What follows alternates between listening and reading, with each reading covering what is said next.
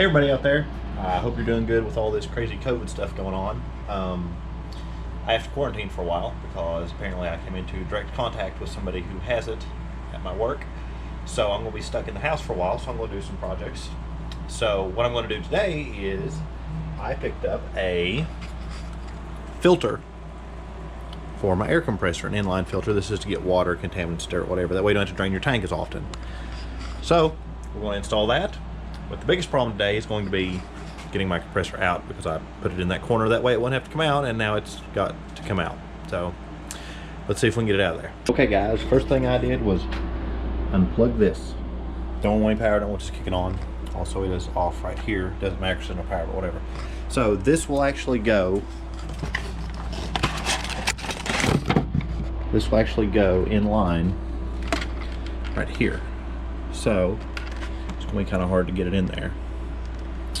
So we're going to have to figure out how to mount that in there, or to mount it here to make it fit to where it will fit between here and there. So we're going to unthread this, see if it'll fit. If not, we'll come out here and put it in line here somewhere.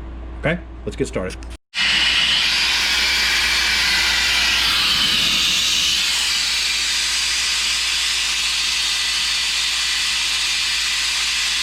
Okay everybody, I took this apart.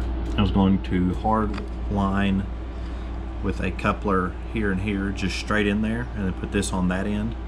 And then I decided that this is something I'm going to have to take out to replace or possibly service at some point, so I didn't want to make it hard in there. That's why I'm going to put two quick releases. That way I can literally just pop this out, replace it, drain it, whatever, put a new one in, and stick it back in. So I'm going to pipe dope this side, thread sealant, whatever you want to call it, insert it in line, put my T back in, and then we'll be done. Something I noticed once I got everything together was it was going to make it almost impossible, once I got everything assembled, to use this T here. It would go up to my hose reel, as you can see, come out, but it will make this side almost impossible to get to. So I'm going to install this swivel like this, which will then put the T up here like this, making it easier for me to get to and make it accessible. So it's always about making things easier, guys. I know it's an extra step, but it will make it so much easier for me to use this if I need to just plug a line straight into my compressor. Okay guys, everything's assembled here. We got it thread seal, thread seal, thread seal. One thing to notice I forgot to mention is these do have arrows on them that tell you which way they go.